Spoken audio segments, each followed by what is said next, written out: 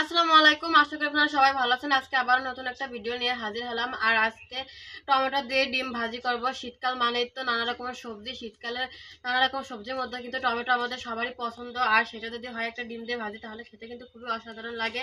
এই দেখুন, এখানে আমি পাকা টমেটো নিচ্ছি, এবার এইগুলো ধুয়ে কেটে নিব। এখানে আমরা পাকা টমেটো নিচ্ছি, এবার এইগুলো আমরা ভালো করে ধুয়ে নিব। আমাদের টমেটো ধোয়া হয়ে গেছে, এবার আমরা কেটে নিব। আমরা এইভাবে সব টমেটো গুলো কেটে নিব। আমাদের টমেটো কাটা হয়ে গেছে, আর এখানে আমি রসুন আর পেঁয়াজের খোসা ছাড়িয়ে কেটে নেব, আর নিচে কাঁচামরিচ এগুলো কেটে ধুয়ে নিব। এখানে আমি পেঁয়াজ, কাঁচামরিচ, রসুন ধুয়ে কেটে নিচ্ছি। চুলায় একটা কড়াই বসিয়ে দিচ্ছি, এবার আমি জাল ধরিয়ে নিব। আমাদের কড়াই গরম হয়ে গেছে, এবার পরিমাণ মতো সয়াবিন তেল দিয়ে দিব, আর দিয়ে দিব পেঁয়াজ কুচি,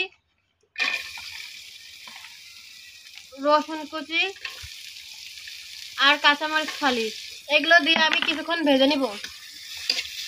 আমাদের মরিচ, পেঁয়াজ, রসুন কিছুক্ষণ ভাজা হয়ে গেছে, এবার এর মধ্যে দিয়ে দেবো স্বাদ মতো লবণ, আর দেব অল্প পরিমাণে হলুদের গুঁড়া। এবার একটা ডিম দিয়ে দেব।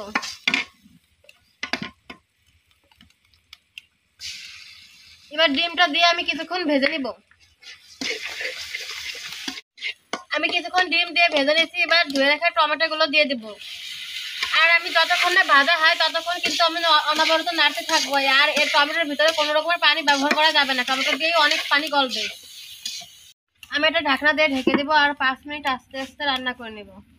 ফিরে এলাম 5 মিনিট পরে, এবার আমরা ঢাকনা নামিয়ে নিব। আর এই দেখুন, আমাদের টমেটো কিন্তু সিদ্ধ হয়ে গেছে। এইভাবে আমি আরো কিছুক্ষণ রান্না করে নেব। আমি কিছুক্ষণ টমেটো রান্না করে নিচ্ছি। এই দেখুন, আমাদের টমেটো কিন্তু কোনো রকমের পানি নেই, আর তল দিয়ে কিন্তু তেল ছেড়ে দিচ্ছে। আমাদের রান্না হয়ে গেছে। আপনারা চাইলে কিন্তু এর ভিতরে ধনেপাতা কুচিও দিতে পারেন, তাহলে খেতে কিন্তু মজা লাগে। এবার আমি একটা বাটিতে নামিয়ে নিব। ডিম আমি একটা বাটিতে নামিয়ে নিয়েছি। আর এই দেখুন, তৈরি হয়ে গেছে আমাদের ডিম দিয়ে টমেটো রান্না। দেখে কিন্তু খুবই লোভ লাগতেছে। আর এই দেখুন, কালারটা কত সুন্দর আসছে। এইভাবে যদি ডিম দিয়ে টমেটো ভাজি থাকে আর যদি গরম ভাত থাকে, তাহলে কিন্তু একদম আপনারা আঙুল চেটে পুটে খাবেন। আর ভিডিওটা ভালো লাগলে like, comment, share and subscribe করবেন। ভালো থাকবেন। আল্লাহ হাফেজ।